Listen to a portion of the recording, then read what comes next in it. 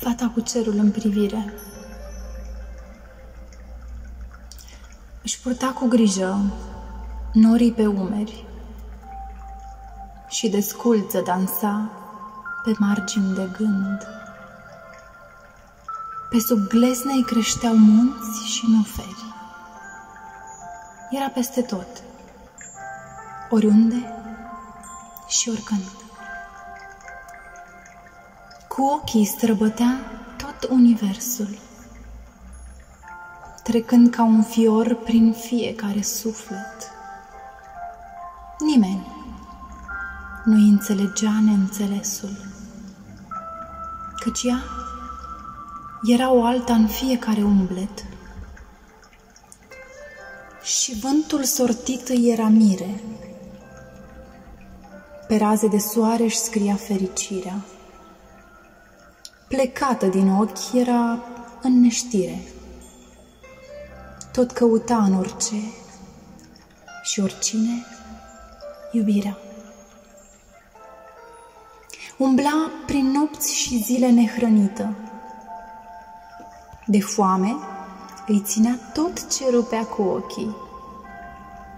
Părea în văzul lor o epavă bântuită, găsea în biserici apă și hrana îi dădeau popii.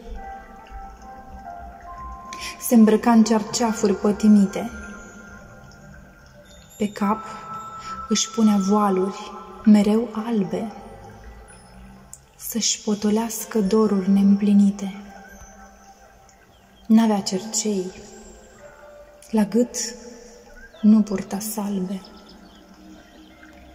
Când își mișca mijlocul, pământul se răsturna și coapsele erau de o fragezime cruntă.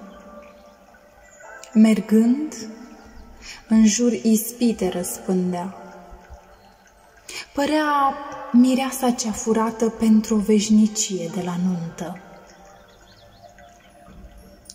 Cutreiera cu ochii nespuse dezmierdări, cu irisul tot ce întâlnea în cale mângâia. Era pentru cei dați sfioase frământări, când părul își pieptăna în lumini de lumânări. Cu degetele-i lungi și blânde, părea că ține dragostea pe cer. Pășea atât de încet, cu gleznele-i plăpânde, simțea în sâni furtuni, sub tălpi, sloiuri și ger. Dar, într-o zi, marea îi fura avuția, căci tot ce avea era sufletul său desculț. De atunci își scaldă în ape sărăcia și-a pus la malul mării un suflet în anunț.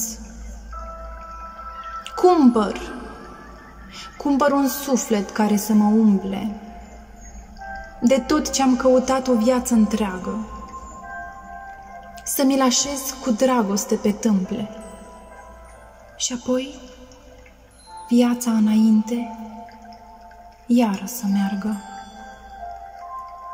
Poate din toți cei naufragiați prin viață, vreunul îi va pune pe deget iubirea.